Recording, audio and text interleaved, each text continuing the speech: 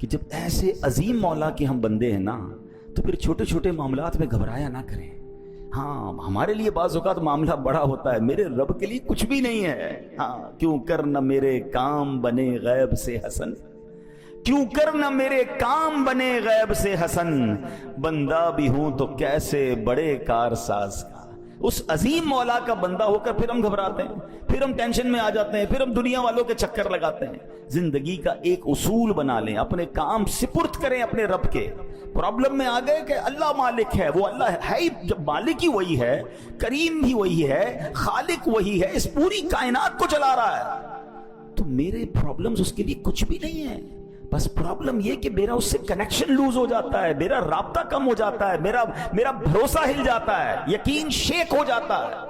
اب یقین کریں جس کا رب پر بھروسہ مضبوط ہو جائے نا، اس کے کام کیسے غیب سے بنتے ہیں. کچھ لوگ پریشانی میں ہوں گے، قرضے میں ہوں گے، کسی ڈیفیکلٹی میں ہوں گے، گھبرا جاتے ہیں اور جناب بڑے پریشان ہو جاتے ہیں، ڈپریشن میں چلے جاتے ہیں. اب 2-3 باتیں سنیے گا.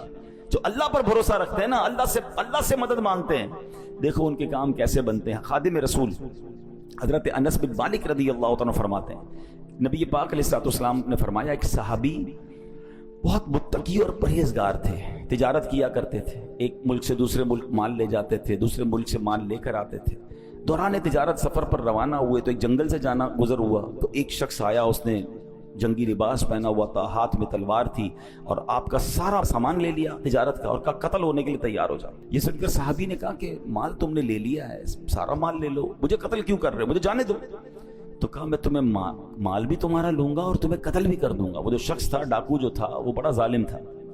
اتنا کہنے کے بعد تو جب ڈاکو آگے بڑھا تو آپ نے کہا ٹھیک ہے، اب تم مجھے مارنے کا ارادہ کر ہی چکے ہو، مرنے سے پہلے میں اللہ کی بارگاہ میں سجدہ کرنا چاہتا ہوں، تو 4 رکعت پڑھنے دو. اس نے کہا ٹھیک ہے چلو، قتل تو کرنا ہی ہے، تمہیں مال تو لے چکا ہوں، تمہاری خواہش پوری کرتا ہوں. وضو کیا، 4 رکعت نفل پڑھی اور سجدے کی حالت میں اللہ کی بارگاہ میں دعا کی. ترجمہ دیکھیں کیسا پیارا ہے.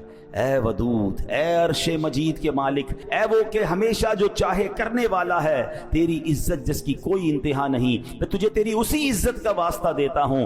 اے ایسی بادشاہت کے مالک جس پر کوئی دباؤ نہیں ڈال سکتا، وہ نور جس سے تیرا عرش روشن ہے، میں تجھے اسی نور کا واسطہ دیتا ہوں. اے میرے پروردگار، مجھے اس ڈاکو کے شر سے محفوظ فرما. اے مدد کرنے والے میری مدد فرما، اے مدد کرنے والے میری مدد فرما، اے مدد کرنے والے میری مدد فرما. صحابی رسول نے گر گڑا کر 3 بار یہ دعا پڑھی. ابھی دعا سے فارغ نہ ہوئے تھے، اچانک ایک گھڑ سوار آئے، ان کے ہاتھ میں بھی تلوار ہے. اس ڈاکو کا کام تمام کیا، اس کو جناب مار کر اب وہ واپس جانے لگے. تو اب جب وہ گھڑ سوار جو آئے تھے، صحابی رسول کہتے ہیں آپ کون ہیں، اس جنگل میں کہاں سے آ گئے، میری مدد کیسے کی آپ نے؟ اللہ اکبر. گھڑ سوار کہتے ہیں میں اللہ کے فرشتوں میں سے ایک فرشتہ ہوں، 4تھے آسمان سے آپ کی مدد کے لیے آیا. ہمیں لگتا ہے کہ کون مدد کرے گا، میں تو پھنس گیا، مجھے تو گھیر لیا گیا، مجھے تو دبا دیا گیا، دیوار سے لگا دیا گیا ہے، قرضہ میرا بڑھ گیا ہے، سارے لوگ میرے پیچھے پڑ گئے، میں کیسے نکلوں گا؟ ہم کیوں بھول جاتے ہیں؟ کیوں کر نہ میرے کام بنے غیب سے حسن، بندہ بھی ہوں تو کیسے بڑے کارساز کا. پہلے یہ مانو تو صحیح میں اللہ کا بندہ ہوں، یہ ساری دنیا میرے خلاف ہو جائے، اگر رب کی مدد میرے ساتھ ہے تو کوئی کسی کا کچھ بگاڑ نہیں سکتا ہے. وَتُعِزُّ مَن تَشَاءُ وَتُذِلُّ مَن تَشَاءُ. ہمارا پرابلم یہ ہے، ہم سب کے پاس جاتے ہیں، ہم رب کے پاس نہیں جاتے. اچھا یہ جو دعا ہے، حضرت انس بن مالک فرماتے ہیں جو شخص وضو کرے 4 رکعت پڑھ کر انہی کلمات کے ذریعے دعا کرے جن کلمات سے اس صحابی نے دعا کی، تو وہ دعا بھی قبول ہو جاتی ہے.